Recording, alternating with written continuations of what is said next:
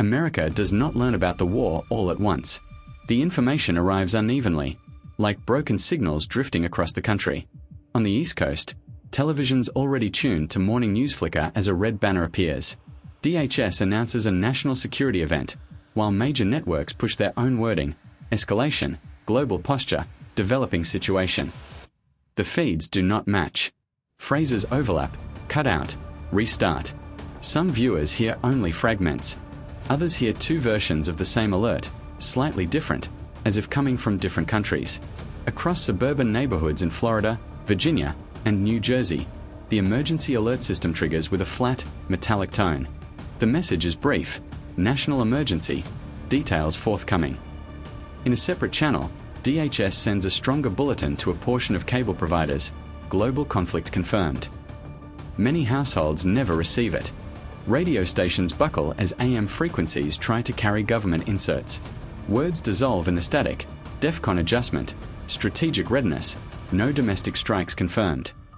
Drivers lean toward their dashboards, adjusting dials they have not touched in years. Then a major mobile carrier fails along the East Coast. Calls freeze, texts linger unsent, coverage collapses into no service. Other networks remain active but sluggish. The digital noise of millions of reconnect attempts creates brief voltage dips. Lights flicker once in older homes, small appliances restart, and clocks blink 12 o'clock without explanation. In the central states, confusion takes another form. Phones in parts of Kansas and Missouri receive a sharp 20-second alert: potential inbound threat, take immediate protective action. The message disappears as quickly as it arrived. Official channels never repeat it. For those who heard it, it becomes a warning with no source and no confirmation. Hospitals in Detroit, Miami, and Seattle switch all waiting room screens to local news. Some broadcasts mention overseas escalation. Others urge calm. None provide clarity. Staff pause only briefly before returning to routines shaped by uncertainty. Small battery radios appear in kitchens and garages, pulled from drawers where they have sat for decades. Tuning across the bands produces mostly static, broken occasionally by clipped agency language, FEMA coordination notes, or local anchors buying time with repeated summaries. In cities from Philadelphia to San Diego, traffic slows in ways no signal commands. Cars hesitate at green lights. Pedestrians stop mid-stride, staring at frozen notifications on their phones. A bus idles longer than usual, while its driver listens to a dispatcher whose voice wavers between scripted calm and doubt. For several seconds, the country feels suspended. Alerts blink on some screens, fade on others, leaving an uneven patchwork of noise and silence. The national warning tone tries to sound again but breaks into distortion before finishing. In the hush that follows, the United States seems to hold its breath. Then the pause fractures as engines rise, turn signals blink on, and the first unplanned surge toward the interstates begins. Not coordinated, not logical, but instinctive, as if movement itself were the only clear instruction left. Within the first hour, movement replaces confusion. What begins as scattered decisions becomes a broad, uncoordinated push away from the coasts. Along I-95, brake lights appear in long, continuous chains. Cars merge without signals, drivers following the slow surge north or west with no clear destination. Traffic systems, strained by power fluctuations, fall into backup modes. In several cities, lights default to blinking red, turning major intersections into four-way standoffs. Engines idle, then creep, then stop again. On the West Coast, the pattern repeats along I-5. The first wave comes from downtown cores, Los Angeles, San Diego, Seattle, pushing outward. Suburbs react minutes later, feeding more vehicles into roads already narrowing under load. The combined effect is a rolling tide that moves a mile, then stalls entirely. A few drivers pull onto shoulders to check news feeds, but service lags or fails, offering no guidance. Structural sensors on several large bridges register load inconsistencies from thousands of slow-moving vehicles. In New York, 2 East River crossings close automatically. Gates lower, lights flash, and the on-ramps empty into confusion. Similar closures ripple across parts of the Bay Area when a routine safety protocol triggers. There is no announcement, only the sudden halt of movement and the flood of brake lights behind it. Attempts to reverse direction create new problems. Cars already low on fuel, trapped in inching traffic, run dry. Drivers abandon them with hazard lights blinking, turning essential lanes into obstacles. Towing services cannot reach them. Access points are clogged or sealed. The blockage spreads backward in slow motion, locking thousands of vehicles into place. Emergency vehicles weave through when possible, sirens rising and falling against the heavy drone of idling engines. Their presence adds tension rather than clarity. Some drivers step out of their cars, shielding eyes from the glare of scattered headlights, trying to understand whether the motion ahead is improving or collapsing.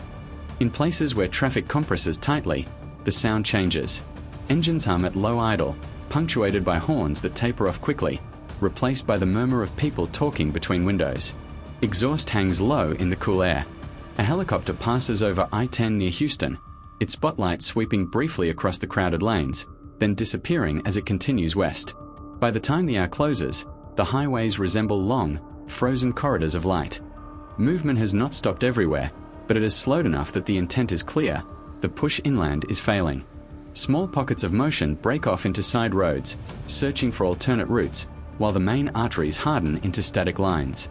As the gridlock settles, attention across the country shifts toward the borders, not out of strategy, but out of hope that some direction remains open when the roads no longer are.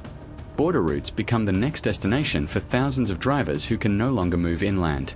The shift happens gradually, then all at once, as stalled traffic on major interstates pushes people toward any road that still appears open. At the northern crossings, lines form before officials can adjust staffing. In Vermont and upstate New York, vehicles idle in narrow two-lane approaches, headlights clustered in long, uneven rows. Canada closes several smaller checkpoints within minutes, leaving only select western entries operational.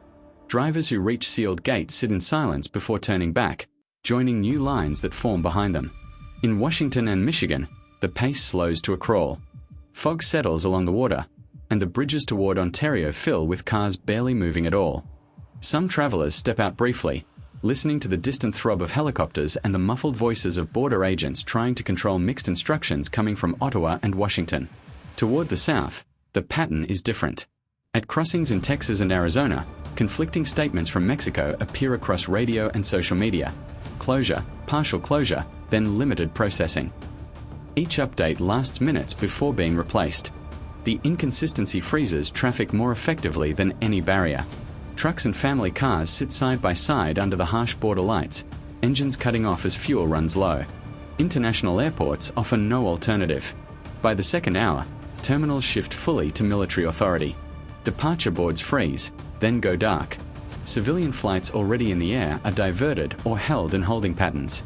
Those on the ground face locked gates and soldiers directing people away from the entrances.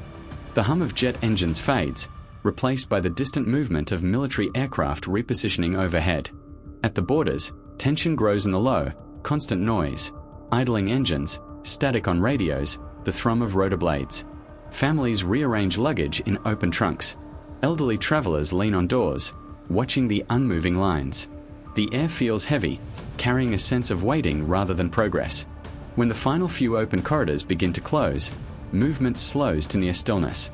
The hope of escape fades, replaced by the understanding that exit points are collapsing one after another. With the way out narrowing to almost nothing, the country's attention shifts back inside its own boundaries, toward regions not yet directly touched but now clearly exposed. The pressure that builds along the coasts pushes steadily inward, and within a few hours the central states become temporary zones of lower exposure. Iowa, Nebraska, Wyoming, and South Dakota hold a steadier rhythm at first. Long plains, slow-moving highways, and towns where the lights still work in a few storefronts. The region feels like a buffer, not by design but by distance. Traffic arriving from both coasts forms loose columns along the interstates. Cars pull into motel parking lots already half full by midday. Families gather near fuel stations where pumps work in irregular cycles. In farm towns, older residents stand on porches, listening for clear news that never fully arrives. For a brief moment, the calm resembles safety. Then the first cracks appear. Supply trucks scheduled from the east and west miss their arrival windows. Distribution centers in Nebraska report delayed departures. Not a shutdown, but enough of a disruption to signal pressure far beyond the plains. Small towns sense the shift through empty produce shelves and quiet warnings from managers who receive updates through overloaded systems. Connectivity weakens next. In pockets across Iowa and Wyoming, mobile data drops to a crawl. Devices cling to weak signals or none at all. Rumors travel faster than confirmation. Outages in surrounding states, rerouted shipments, missing carriers. Without stable communication, even simple questions, how long, how severe, lose clear answers. A brief leak of information accelerates the unease. A clip transmission about secondary impacts spreads through local radio relays before being cut. The phrase is vague, but its tone pushes travelers to change direction. Highways that are drained toward the center now shift again, sending new currents north or south in search of distance from whatever the message implied. Shadows stretch across truck lanes as afternoon tilts toward evening. Farm fields sit quiet except for the occasional distant engine. Fuel stations glow unevenly, their signs flickering above growing lines. The central states feel as though they inhaled too much too quickly, absorbing the movement of millions, absorbing the uncertainty those millions carry with them. As daylight fades, the temporary sense of insulation thins. Resources that once seemed plentiful show signs of strain, and the edges of stability begin to fray. What was once a refuge becomes a narrow window of time, closing a little more with each hour. Resource strain deepens quickly once the central routes begin to clog. The first signs appear in Kansas and Oklahoma, where major logistics hubs slow to a halt. Warehouses that usually run in steady cycles switch to partial operations. Forklifts stand idle as managers wait for shipments that never left the coasts. The air inside these facilities feels heavy, filled with the hum of generators and the quiet tension of crews unsure whether to keep preparing loads or shut down entirely. Fuel shortages surface next. Several large distribution sites close within an hour, not from physical damage but from untenable crowds. Long lines spill onto access roads, blocking fire lanes and triggering automatic safety protocols. When the gates finally shut, the closure ripples outward. Stations along the highways empty faster, their pumps clicking dry while headlights gather in clusters, waiting for a delivery that is no longer on its way. Military prioritization accelerates the imbalance. Federal transport corridors shift toward defense supply routes, pulling freight capacity away from civilian channels. Trucks once bound for hospitals or regional centers are rerouted toward airbases, leaving small towns with dwindling inventories. Medicine, in particular, becomes scarce. Several central hospitals report incomplete resupply cycles. Their usual vendors are stuck behind bottlenecks on eastern interstates or halted entirely along mountain passes. Atmosphere reflects the strain. Rural highways carry unsteady lines of vehicles diverting onto county roads to bypass the gridlocked interstates. Some drivers follow unofficial detours toward quieter towns, guided only by faint radio fragments. Abandoned pumps flicker in the dark, their signs half-lit against isolated parking lots. In the gaps between static, radio chatter feels thin and unreliable. Short bursts of information followed by long stretches of silence. By the 12th hour, mobility itself becomes uncertain. The collapse does not come all at once. It settles in gradually, as stations run dry, as warehouses dim their lights, as hospitals ration supplies. Moving from one town to the next requires more fuel than many can spare. The country enters a stage where the challenge is no longer distance, but the simple ability to keep going at all. By the 12th hour, the national map begins to break into uneven patches of stability. The fragmentation is subtle at first. A few towns in the Appalachians retain steady electricity through isolated hydropower lines. Parts of the Rockies hold onto service thanks to hardened substations built for winter resilience. These areas glow as small pockets of light on an otherwise dim grid, standing out against wide regions already fading into darkness. Radio silence grows across several central states. Not from deliberate shutdowns, but from overloaded repeaters and severed routing paths. Entire counties hear nothing but static, the silence stretching for miles in every direction. Without updates, movement slows. Groups that once followed the highways begin settling in whatever town still has a lit sign, a working pump, or a medical outpost with minimal supplies. The great flows of cars that once stretched across interstate lines thin out until only single vehicles appear at long intervals. Atmosphere shifts decisively. The empty roads seem wider than before, stretching through fields and forests without interruption. Small settlements stand dimly lit, yellow bulbs over porches, an open diner powered by a backup generator, a community hall with its windows glowing like a beacon. Overhead, the sky remains mostly undisturbed except for the occasional distant aircraft, its engine a faint thread of sound crossing long, quiet valleys. Patterns of movement dissolve.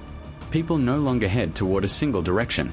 Instead, they gather in clusters where conditions feel survivable. A few mountain towns absorb travelers until resources tighten. while some rural pockets keep functioning due to low demand and local power sources. The country takes on a layered rhythm, bright segments surrounded by vast stretches of muted twilight, each region following its own pace. By the 24th hour, the United States resembles a constellation of temporary refuges separated by silence. Some areas hum with faint stability, others remain dark, without signal or movement. Millions of people pause where they are, choosing stillness over uncertainty.